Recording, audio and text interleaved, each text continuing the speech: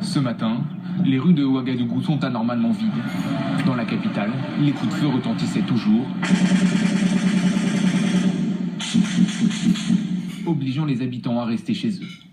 La veille, des soldats du RSP, le régiment de sécurité présidentielle, ont fait irruption en plein Conseil des ministres, interpellant le président de transition Michel Kafando, son premier ministre et plusieurs membres du gouvernement.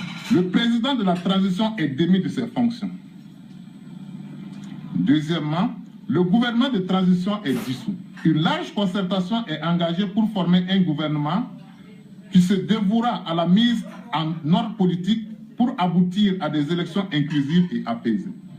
À la tête de ce putsch, cet homme, Gilbert Diendéré, l'ancien chef d'état-major de l'ex-président Blaise Compaoré, chassé du pouvoir en 2014.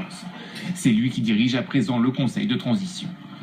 Les raisons de ce coup d'État ne sont pas officiellement connues, mais le RSP dénonçait la loi qui interdisait aux partisans de l'ancien président de se présenter à l'élection présidentielle qui devait se tenir le 11 octobre.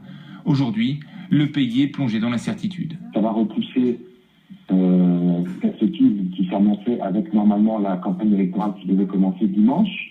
Donc là, on est encore reparti pour une période d'incertitude. Et dans ce cas-là, une incertitude quand même qui nous fait craindre pas mal de tensions parce que évidemment, les organisations de la société civile, la population civile n'est pas du tout a priori en position de vouloir accepter ce coup d'État. Un couvre-feu a été instauré de 19h à 6h et les frontières terrestres et aériennes ont été fermées jusqu'à nouvel ordre.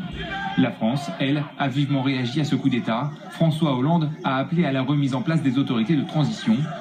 Paris, qui demande par ailleurs à tous ses ressortissants de rester chez eux.